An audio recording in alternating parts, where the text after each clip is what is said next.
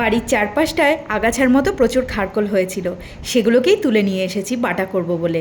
চলো আজকে তোমাদেরকে দেখাই যে আমি কিভাবে খারকোল পাতা বাটা করি।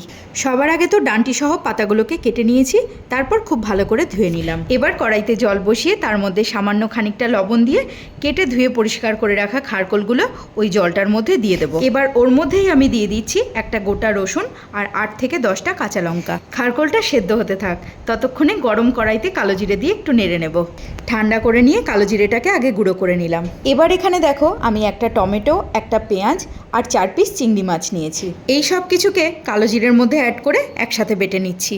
ওইদিকে খারকোলটাও সেদ্ধ হয়ে গেছে আর আমি ঠান্ডাও করে রেখেছি। এবার সব কিছুকে একসাথে মিক্সিতে দিয়ে খুব ভালো করে বেটে নেব। বাটাটা যত ভালো হবে খেতেও কিন্তু ততটাই টেস্ট হবে। এখন কড়াইতে বেশ খানিকটা পরিমাণে সর্ষের তেল দিয়ে ওর মধ্যে সমস্ত খারকোল পাতা বাটাটা দিয়ে দেব। দিয়ে দিলাম স্বাদ অনুযায়ী লবণ, হলুদ আর অল্প পরিমাণে একটু চিনি। এবার ততক্ষণ পর্যন্ত নাড়াচাড়া করতে হবে যতক্ষণ না খারকোল পাতার জলটা পুরোপুরি শুকিয়ে এরকম ঠিক দেখতে হয়ে আসে।